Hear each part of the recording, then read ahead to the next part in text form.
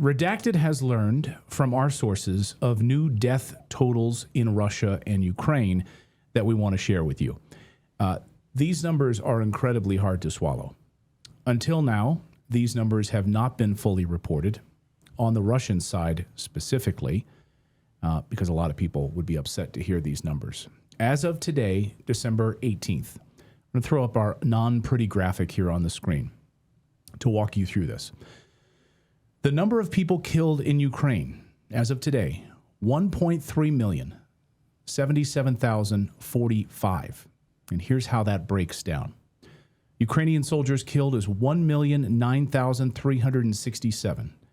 NATO soldiers killed, including mercenaries, active and contractors, 297,894 dead. Civilians killed by Russia in Ukraine, 1,883. Civilians killed by Ukraine in Ukraine, meaning they have killed a lot of their own people, as you know, and we've been covering that for years. That number is 67,901. 19,149 missing civilians. And across all categories, and of course, we've been reporting on that missing number, which of course is very interesting because a lot of Ukrainian mothers, fathers, they've been classified as missing, therefore they don't have to receive death benefits. And that's how that works in Ukraine. So that number is very high on the missing side, probably dead, unfortunately. Specifically on the civilian side, but on the soldier side too, the missing. Across all categories, that number is 2.3 million people dead in Ukraine, captured, missing, or injured in Ukraine. Now to the Russian side. 642,014 Russians have been killed. Of that number, 182,042 of them are contracted military or mercenaries. The number of Russian civilians killed by Ukraine is 51,874. Can I ask, are we considering Russians part of the annexed Russia? People who voted to be Russians but were formerly thought to be Ukrainians? Do we know? Maybe we don't know. That's a good question. Of the civilians killed by Ukraine in Ukraine, that number that we showed you earlier of the 67,000, a large portion of those, of course, former Eastern Ukraine. Okay. So to be clear, but I'll get some more distinction on that. The number of Russian civilians injured by Ukraine is 77,411. The number of Russian civilians killed by Russia, 21. The number of Russian civilians killed by Russia, 21. The total, 642,000 killed and 429,000 injured. That number total on the Russian side is 1,076,821. We've also learned that Russia has covertly tested 3 new weapon systems over the past 28 days. 2 of them are complete game changers. This is making the deep state very nervous, as you can imagine, inside of NATO. These haven't been made public yet by President Putin, which he normally does, but these 3 are still being kept quiet. Here's one that isn't being kept secret. Russian President Putin just rolled out their most advanced hypersonic missiles to date, missiles that no one can shoot down unless we're totally wrong about that. We'll get some clarity from Colonel McGregor in a moment on that. This would make NATO really look like a nursery school class with these hypersonic missiles. These are the Oreshnik hypersonic missiles. They're set for combat duty by the end of the year. It's capable of extremely high speeds, long-range strikes. Of course, it marks the development NATO is going to be watching very, very closely. And yet European leaders have some sort of a suicide wish. I mean, you saw all those horrible numbers that we just showed you. They want to be a part of it, I guess. They want to be a part of the death and destruction in the European Union and in the UK, preparing to go to war with Russia directly. German Chancellor Merz said yesterday they are ready to draft young men to war if they can't reach their volunteer numbers. Yes, compulsory service to fight Russia. The UK is telling its populace that they need to get ready to sacrifice their sons and daughters. Watch. Sons and daughters, colleagues, veterans will all have a part to play, to build, to serve, and if necessary, to fight. And more families will know what sacrifice for our nation means. That's why it's so important that we do explain the changing threat and the need to stay ahead of it. As I've said, I'm clear that the country's first line of defense is the armed forces. We need to be ready to deter, fight, and win today and tomorrow. Yeah. The So some sort of a death wish, I don't know. We have a lot of questions to talk about today. Congress yesterday voted against Thomas Massey's war power bill that would have limited the president's ability to bomb Venezuela. And then the other one, of course, which would have limited the president's ability to just bomb in the Western Hemisphere. So there were two different bills. And all of this is happening right now as the Pentagon plans a major reorganization. And our next guest is calling for Pete Hegseth to basically clean house of those four-star generals who are stuck in the past at the Pentagon. Colonel Douglas McGregor is here to weigh in about all of these war developments. Now, Colonel, great to see you. Thank you so much. Yeah, it's nice to be here. I actually wish I were out in Colorado, but that's another story. As close as you are to the craziness in the Beltway, Colonel, I want to put up your piece here. You talk about slashing the military and getting rid of these four-star generals, not to do it halfway. There's plans to basically move away from the era of the past and move into modernity, whatever that would actually look like. You can comment on that and really anything that's on your mind today, because all of these stories are pretty nebulous, I guess. Oh, great. You're talking about a stream of consciousness interview. I don't get those very much. I know. I'm feeling it today, though. I just want to hear from you, because a lot of these topics. Give us some Christmas cheer or lack thereof. These topics are so damn heady, the numbers we just rattled off and everything that we're seeing, Well, as somebody once said, this too shall pass. That's the good news. The bad things will not last forever. First of all, on the American military establishment, we have been growing the overhead at a rate that makes no sense now for more than 30 years. We began this process back in the early 80s with what we call the Unified Command Plan. And this was something that Eisenhower tried to implement when he was president, simply said, we have to have theaters. We have to have a direction of activity effort. And then we have to build up the support infrastructure and logistics.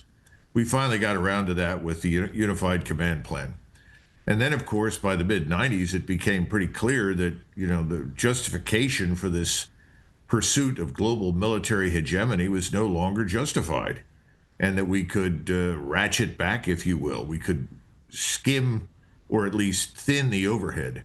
When I say overhead, we're talking about 43, 44 four-star generals for a force of perhaps 1.18 million. And at the height of the Second World War, this is 1943, early 44, we had 7 four-stars running the entire armed forces. And at that point, we were talking about 6 to 8 million people. So, clearly, we don't need as many people in the 4- and 3-star rank categories. Then along came 2001, and we got this AUMF, this, the authorization for the use of military force. One of the provisions of that was more generals, more admirals. And of course, there's nothing the Pentagon likes more than adding admirals and generals and headquarters. And this sort of thing has gotten out of control. And President Trump understands this, but you have to have a strategy to go from what you've got today to something that's leaner and more effective. And that strategy doesn't exist right now. And that's why I wrote this paper and said, here are 7 points. These are the things that you really need to consider as you go forward.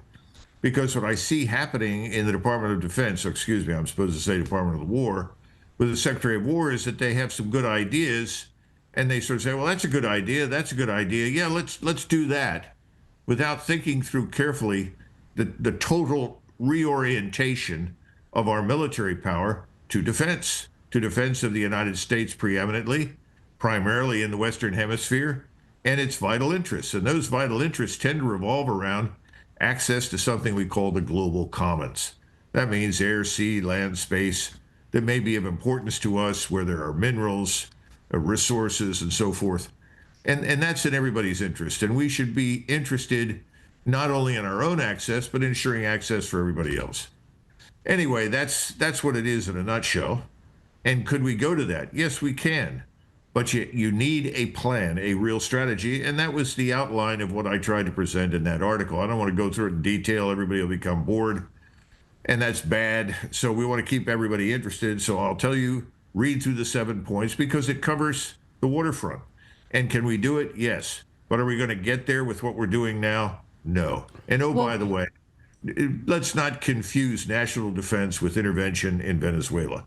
The two are not the same. Ladies and gentlemen, our world is being poisoned. Every day we're exposed to more chemicals sprayed into our skies, leaching into our food, and polluting our air and water, from pesticides, heavy metals, to hormone disruptors and synthetic additives. These toxins are bombarding our bodies silently and destroying our health. But there is something you can do to fight back, and it starts in your gut. Kimchi 1 from Brightcore Nutrition contains over 900 strains of beneficial probiotics that help flush toxins out of your body, restore gut balance, and support your immune system. The best part right now, Kimchi 1 is all natural, non-GMO, dairy-free, and it's 100% made in the USA. So you can get 25% off. Again, I take this every day. Absolutely love it. I'm telling you, could be a game changer for your life. Just give it a shot. And you get 25% off if you just go to their website, mybrightcore.com/redacted. But if you want to get 50% off and free shipping, call them at 888-404-6312 for up to 50% off and free shipping. Again, call them to get 50% off. And by the way, right now, they're also giving away a bottle of vitamin D3 if you call them for free. So mybrightcore.com/redacted, and you call them 888-404-6312 for 50% off and free shipping. Well, right. I mean, the opposite seems to be Secretary Hegseth's vision. Just 2 weeks ago, he gave this speech in the Silicon Valley romanticizing the Reagan era of military expansion, which seems to, what does he mean by that? And can you explain if that is the antithesis of your vision? Well, I think he's an advocate for quantitative easing on steroids, because at this point, that's what's going on. It's being quietly admitted. I think it's becoming more and more public that we've gone back to quantitative easing. We don't call it that, but we're using different kinds of mechanisms to inject liquidity into the system. The problem is that you're debasing the dollar. And we talk about reshoring manufacturing. That's a great idea. That takes decades. It's not something that President Trump can snap his finger and make happen. So right now, I think the order of the day should be pulling in from overseas commitments, reducing the bases overseas. Get out of places where we obviously have no mission anymore. There's no requirement for us to be in Northeast Asia, on the Korean Peninsula, or for that matter in Japan. And the Koreans and the Japanese can handle the requirement. We need to start looking at allies as not so much as dependents, but people who are going to pull their own weight, so that if we're going to be allied with someone, it's a benefit. A great example was in 1905-06, the British came into an alliance with Imperial Japan because they could no longer afford to maintain this enormous Royal Navy in the Pacific. They said, look, we can't afford it, can't do it. Turn to the Japanese. Can you look after our interests? Because we really can't do it. We need a strong presence in the West, strong presence in the Atlantic, in the Mediterranean. Can you help us out? And the Japanese said yes, in return for which the Japanese said, can you help us build up our Navy? Can you assist us with the technology and the training that we need? And of course, the British said yes. And that alliance, by the way, lasted all the way through World War I and into the early 1920s. In other words, the British were prudent, and they said, we need to ally with someone else who's strong, who can compensate for where we are weak. We're not doing that. And that's what we should do in the future. And right now, Northeast Asia is a place where we don't need to be. So then you turn to Europe and you ask the same question. You hear every day people in Europe say, oh, we have more resources and more people and more capability than the Russians. Just look at our economy and so forth. Well, if that's true, then what are we doing on the ground in Europe? Let's back out of this. Let's start focusing on what's really important to us. That's the kind of thinking that's required, and I think this is a good time to execute it. But unfortunately, that's not what President Trump is doing. It may be what he wants to do, but it's like everything else. You've got to listen to what someone says, but you've also got to watch what they do. Yes. And what the administration is doing is an extension of the Biden administration. That's the problem. Do you see that with Ukraine as well? I mean, we gave you those horrible numbers now off the top of the show. You see the rollout of these new hypersonic missiles. You see the saber rattling from NATO. You heard from Friedrich Merz, the German chancellor, yesterday for compulsory military service if they can't fill their volunteer ranks right now. You've got Germany that's collapsing. You have farmers that are smashing their tractors into the capital in Brussels today and in France. They're demanding a change. They want Ursula von der Leyen out. They are absolutely fed up. And their main mission seems to be, let's go to war with Russia. Yeah, well, everybody wants Ursula von der Leyen to go away. So I'm assuming that will eventually happen. Yeah. The problem is this. You're right. There's no chance of Europe going to war with Russia. It's not going to happen. When I say Europe, I'm talking about the various members of NATO. They're broke. Their financial condition is terrible.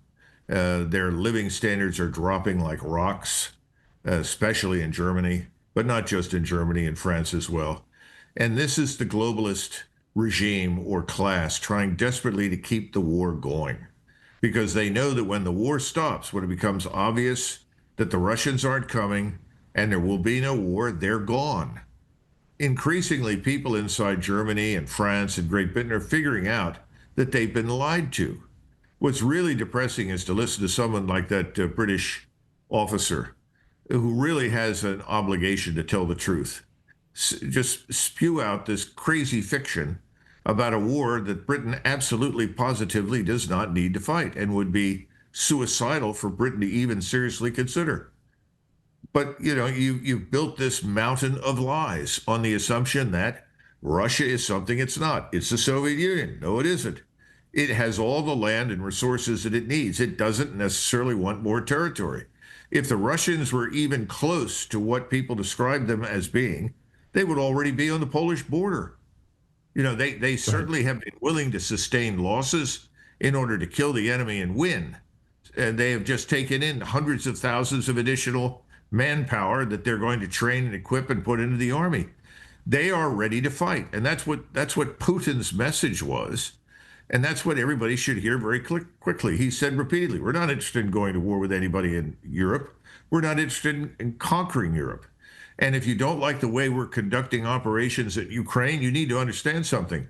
We don't want to kill Orthodox Christian Slavs. We're not trying to kill Ukrainians. We'd rather not. We want to put an end to this. We want a neutral Ukraine that will not be hostile to us in the future, that will not present a threat to us. That's what we're doing. However, if you attack us, we are prepared for war, and you will find out what real war is, because that's not what we have waged in Ukraine. So where is the anti-war movement best represented in America right now? Because on Wednesday night, everyone on X freaked out that President Trump was going to make a war announcement. And really what he did was kind of a victory lap of the things that he liked the best about his second administration. And so we breathed a sigh of collective relief. But on the same day, Congress declined to vote in favor of withdrawal from Venezuela.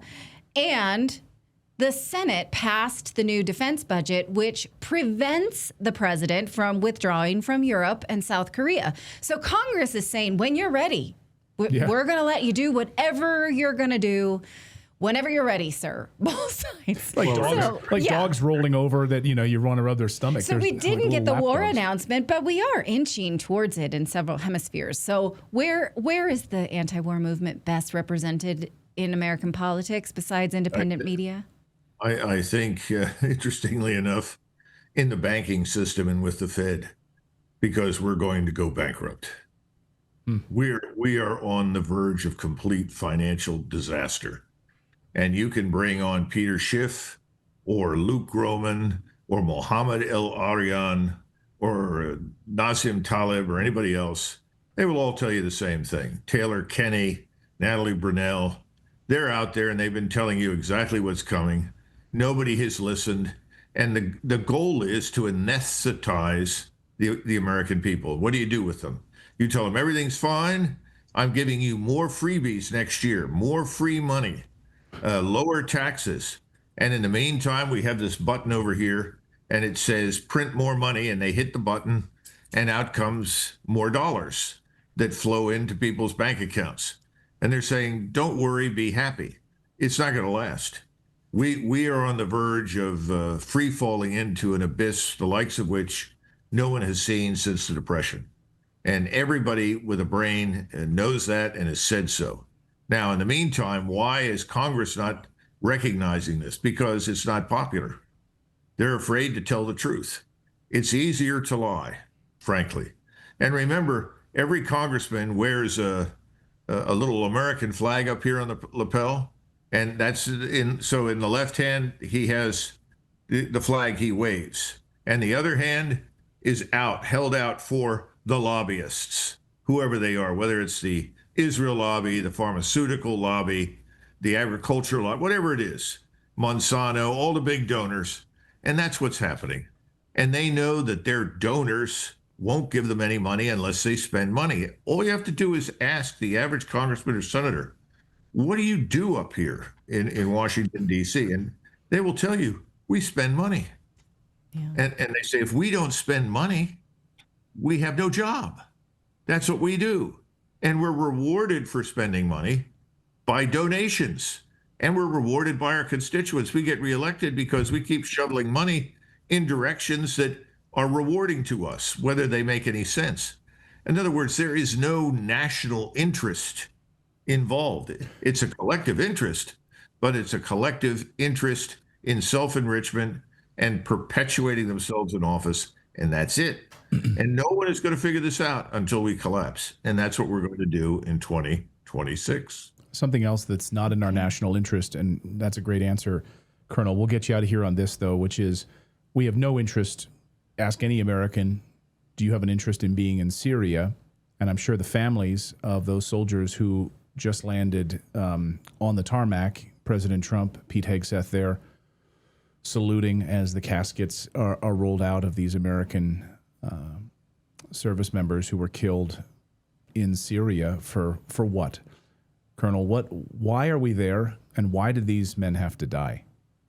When I was handed the note in mid-November in the White House with a list of places that the president wanted to get out of, the one on top was Afghanistan.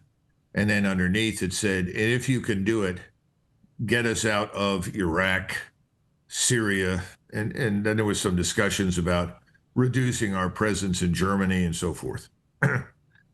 And I went around and I began trying to figure out how we could get out. And at one point I said, well, explain Syria and Iraq. What are we doing there?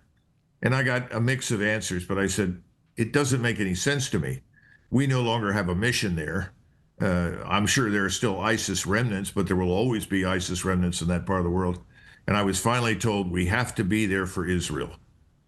And I said, why would Israel need to have us in Syria or Iraq? Oh, well, it's for their security. I said, the Israelis have the best intelligence network in the region. They know about things infinitely more important than we do. They know before we do. So what are we doing there? We have to be there for Israel. So I think the answer to the families in Iowa and to anybody else that loses anyone in the region is very simple. We are there for Israel. Now, if that doesn't go down with you very well, if you're offended by that, then you need to tell the people that represent you. You got a 50-50 chance that they'll listen to you.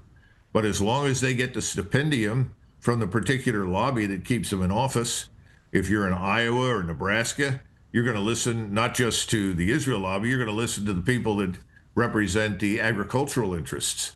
So all of these things are at play right now. And so when you ask the question, Massey tried very hard to make it clear that Congress should exercise its authority and constrain the president's ability to begin a new war in Venezuela.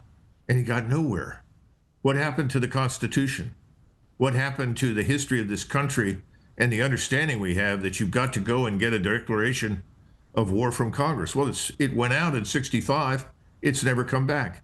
And no one has an incentive to do anything different. And until you kill a lot of Americans on one day, 200, 300, what we saw in the Marine barracks in Lebanon in 1981-82, you'll remember that, under President Reagan. What happened? We left. Right.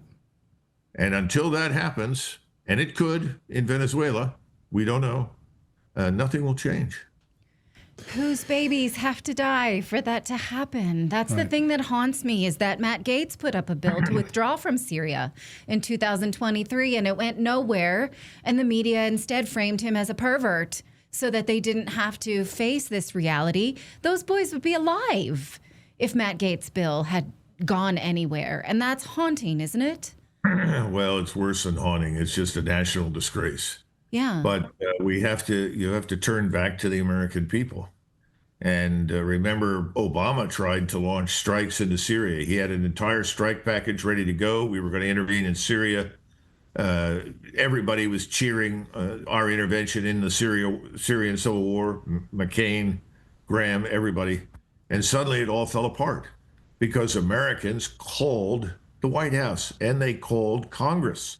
And they raised hell and said, we don't want to be in another war in the Middle East. Forget it.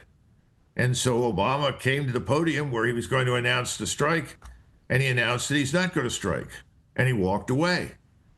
So the point is, these politicians, as weak characters as most of them may be, they do pay attention to the American public when they register their indignation at the ballot box and when they threaten to never vote for these people again. So I would say if you are concerned about this as an American citizen, do it. Send telegrams, get on the internet, send emails, get on the phone, call it and say, I don't want this. If you do in great enough numbers, there's a good chance it won't happen. Yeah, from those districts, exactly. I mean, we're in the Lauren Boebert district. We got on the phone, called her office. She voted against it. Yeah, so anyway, Colonel McGregor, always great to see you. Thank you for your sobering insight as always, and we hope you have a very Merry Christmas, you and your family there in Virginia. Thanks as always. Give our best to your lovely family, and thank you so much for all of your insights this year. We really appreciate it. Same to you and Natalie and your children, and I expect next year you'll speak better Portuguese. Well, Natalie is the expert on Portuguese. Obviously. No. não vá. No, muito bem. No, muito bem. No, it's not going to happen. Okay. Colonel, Faz mal. Great New Year, too. great seeing you. Happy New Year as well, and Merry Christmas. Thanks, Colonel. Bye-bye. All right.